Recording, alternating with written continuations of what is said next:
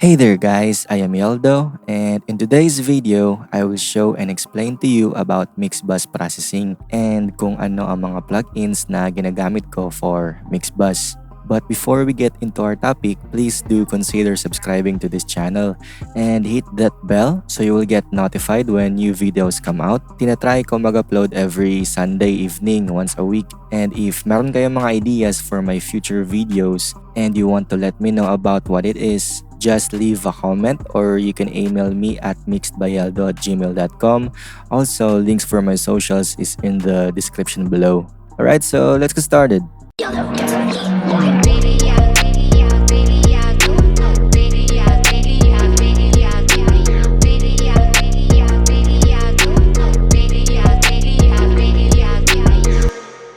Okay, so first of all, what is mixed bus processing?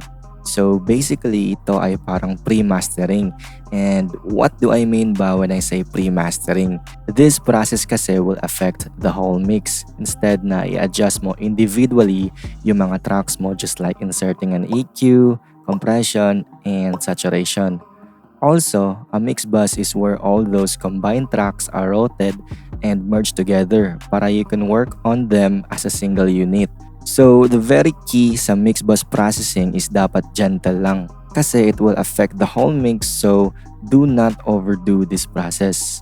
Although the mix bus processing makes your track louder, but keep in mind na hindi pa ito ang mastering stage. So in short, it mimics the sound of a mastered track.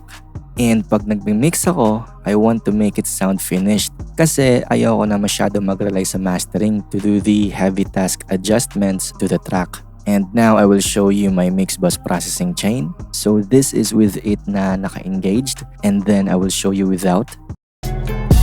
I guess you're happy, ruining my name. I guess you're happy, putting all the blame on me, but daddy, oh baby, I ain't gonna front 'cause you've been acting like a victim, most up dressing as a clown. I mean, I'm sorry if I left you and broke your heart, but baby, I'm hurt more than the way you are. If only, just only a video apart, and maybe you'll stay, you won't be apart.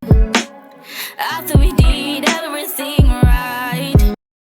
First, I added Fab Filter Pro Q3, a very subtle cut sa my 80Hz, and a little boost sa top end.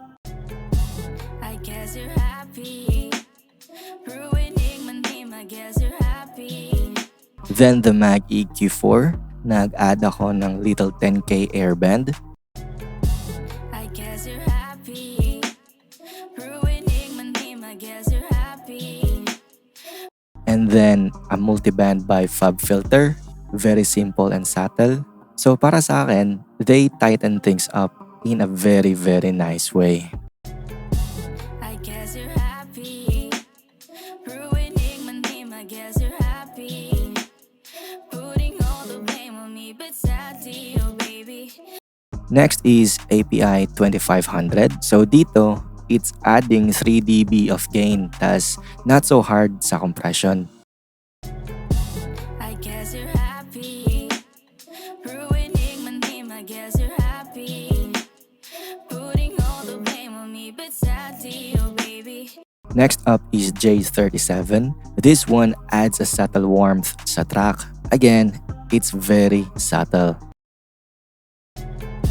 I guess you're happy, ruining my name. I guess you're happy, putting all the blame on me, but sadly, oh baby.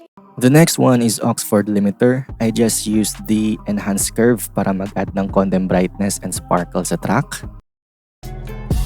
I guess you're happy, ruining my name. I guess you're happy, putting all the blame on me, but sadly, oh baby.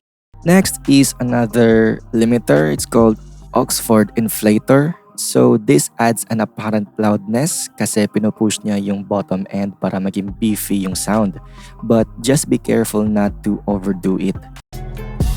I guess you're happy, ruining my name. I guess you're happy, putting all the blame on me, but sadly, oh baby. And then L2. So what it does in the mix is quite very subtle in terms of limiting.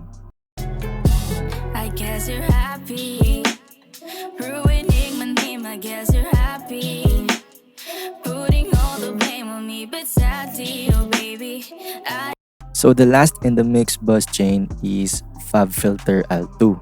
This will make our track louder kasi nag-add ako ng extra 5 dB. So you might be thinking na kung bakit madami akong nilagay na limiter. Kasi if tama ang pag-execute mo to those limiters, it could work incrementally and the result will be something that will make sense. I guess you're happy. Ruining my name, I guess you're happy. Putting all the blame on me, but sadly, oh baby, I ain't gonna front, cause you've been acting like a victim. Both up dressing as a clown, I mean, I'm sorry if I left you and broke your heart, but baby, didn't give them all to you. Give them all to you. Shouldn't have given all to you. Now I don't even know what to do. To you, to you, to you. Give them all to you. Alright, so that will do it for this video, guys. I hope you learned again something new and maybe drop a like to this video if you love it. And also, please do subscribe if di ka pa nakasub sa channel ko. Thanks for watching, guys. Happy mixing and bye-bye. Yeldo on the track.